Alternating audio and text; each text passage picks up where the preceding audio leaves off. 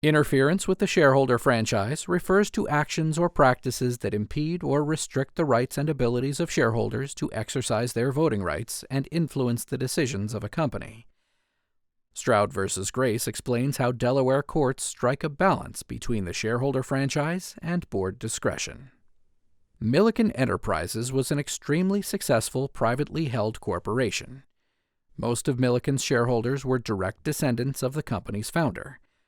However, after a family member passed away, 17% of Milliken's shares were released from a trust controlled by the Milliken family members to certain members of the Stroud family. Shortly after, Milliken's board of directors proposed charter and bylaw amendments. One of the amendments, Bylaw 3, established new procedures for nominating candidates to the board, which enhanced the board's power to disqualify nominees. At Milliken's annual meeting, the amendments, including Bylaw 3, were approved by 78% of shares entitled to vote. The Strouds opposed the amendments.